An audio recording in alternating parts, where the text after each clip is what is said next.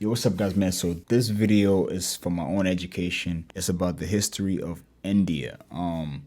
Listen, I lived in Africa.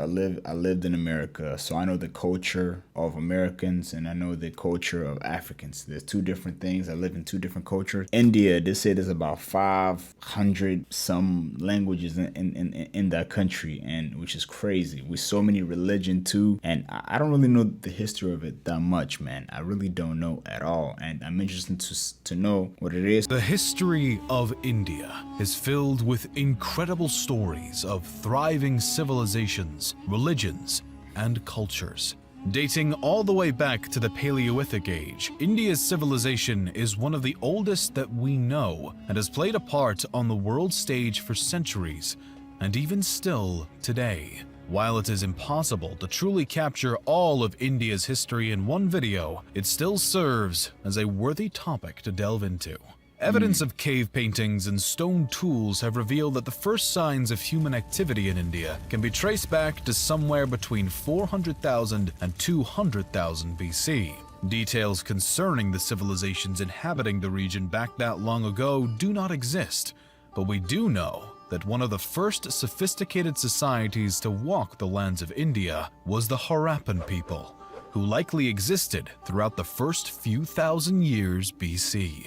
Positioned along the Indus River, the Harappan people had their own writing system, advanced social and economic system, and impressive urban cities and architecture. It is unknown why this civilization collapsed around 1500 BC, but some attribute their demise to the common floods and other natural disasters in the region, or potentially invaders from Western and Central Asia. The next known civilization to leave a mark on Indian history books was the Vedic Aryans. These people were initially migrants who spoke an early form of Sanskrit and were determined to stay true to their own tribal identity. The name they've been given, the Vedic people, comes from 4 sacred texts, or Vedas, that have presented researchers with a glimpse into the civilization's lives and beliefs. These Vedas are often considered to be the oldest Hindu scripts, and the Vedic civilization is believed to have spread their culture across a large portion of India by roughly 1000 BC. With them, the Vedic Aryans brought their philosophical beliefs. These ideas represent a theory that happiness and salvation come from a person's morals and ethics, and one's path should be based upon their place in life, but should always be righteous and good. The Vedic Aryans also shared their societal system as they extended their reach. This system was made up originally of 3 tiers: Brahmin, or priest, Kshatriya, or warrior, and Vaishya, or commoner. The Aryans continued to spread their tribal settlements across India throughout the following centuries as their own civilization grew and flourished in both culture and trade. A series of 16 individual settlements or states spanned across northern India, including the Gandhara, Kosala, Kuru, and the Magadh. The latter particularly flourished under the rule of Chandragupta Maurya during the 4th century BC as it began to expand, and its leader grew his own authority and worked to form the Mauryan Empire, which is believed to be the first Indian imperial power. The Mauryan Empire established its capital in Pataliputra, near modern-day Patna, and constructed extraordinary temples, libraries, palaces, and even a university. The empire's trade success was impressive, and it maintained a remarkable governmental system and strong army. By the time of the 3rd emperor, the grandson of Chandragupta, a stance of non-violence was taken after a bloody struggle against the kingdom of Kalinga due to the emperor's new Buddhist beliefs. Siddhartha Gautama, the Buddha, had been born in 560 BC, and by the reign of Emperor Ashoka, the religious system he had founded was becoming more and more prevalent throughout India. Potentially due to their unwillingness to participate in conflict, though, the Mauryan Empire eventually dissolved in the 2nd century BC after the last line of the Maurya line, Brihadratha, was murdered by his commander-in-chief, who would later found the Shunga dynasty in 185 BC. Despite the fact that Brihadratha's assassin Pushyamitra was rumored to have persecuted Buddhists, it appeared that Buddhism faced no decline concurrent with his rise to power. During Pushyamitra's reign, his kingdom maintained authority over a series of provinces as he stood his ground against other powers attempting to expand their territory towards his own. After the monarch's death, though, his dynasty seemed to have fallen in terms of importance. The dynasty is not known to have done anything notably relevant, and their control was short-lived. A variety of settlements and invading powers controlled India at this time, one being the Kushana kingdom, known for their significant trade involvement with Chinese, Persian, and Roman empires along the Silk Road. One Kushana ruler, Kanishka, in the 1st century AD, also converted to Buddhism and helps to further the religion throughout the region. In 75 AD, the Kushana kingdom marked a new era, the Shaka era. A bit of distance from the Kushanas in the south, a handful of other powers rose, fell, and fought for supremacy amongst each other.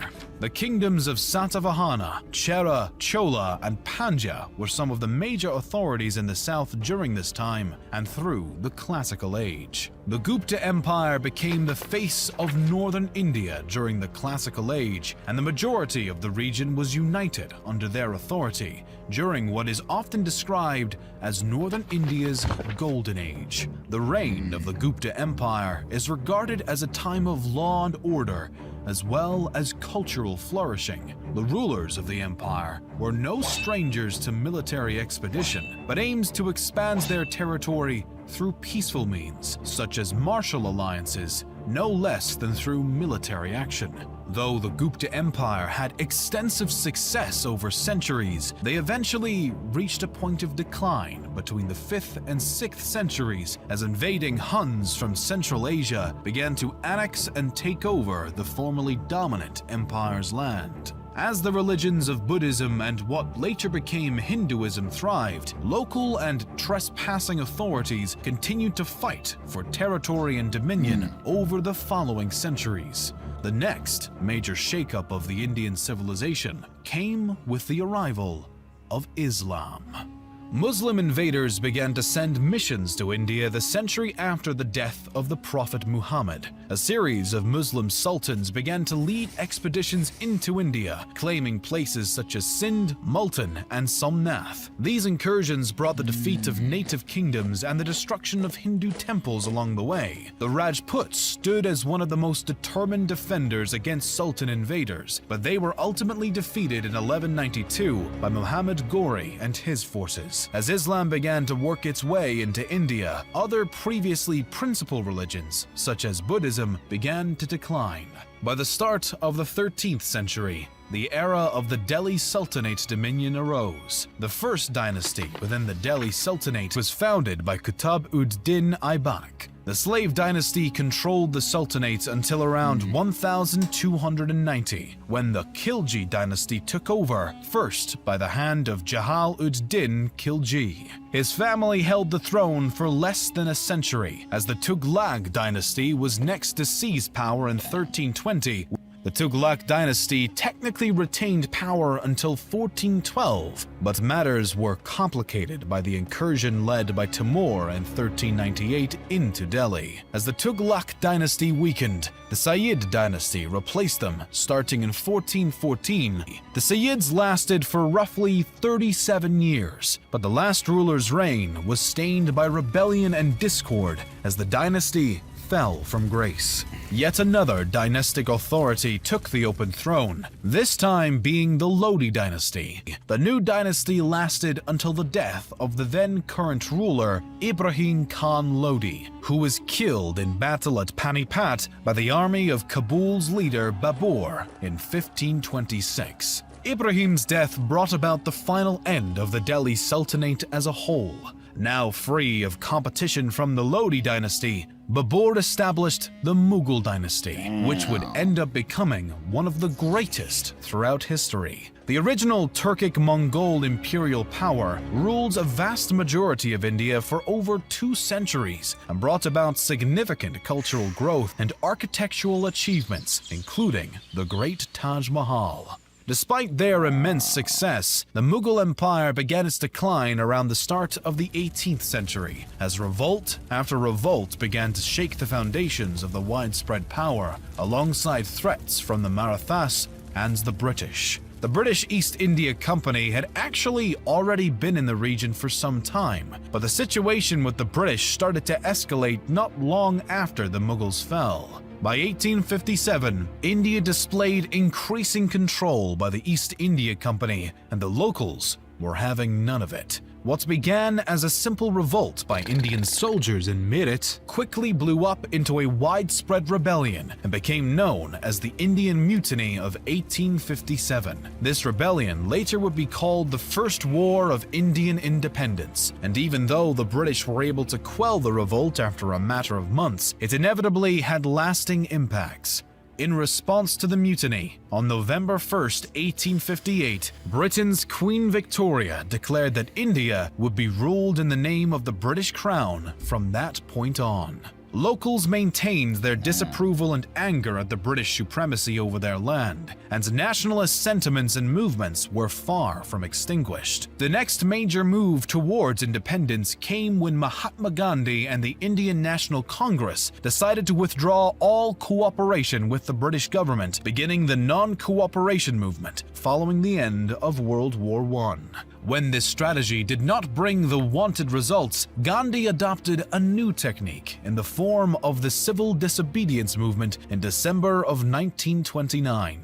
Essentially, the movement was made up of the declaration of an Indian Independence Day that would be celebrated on January 16th, and complete disobedience of any orders by the British government. Again, Gandhi's strategy failed, and this time he was even arrested, while many other rebels were murdered. Still, the British were eventually pushed into the Round Table conferences beginning in November of 1930, the second of which Gandhi attended. The conferences marked another failure, and civil disobedience reignited. Gandhi's next attempt, the Quit India movement, again made no drastic progress. World War II brought about new issues as India was forced into war by the British, but at the conflict's conclusion, a new Labour Party came into power in India and showed sympathy towards the fight for independence. Finally, as August 14th turned to 15th in 1947, India became an independent nation.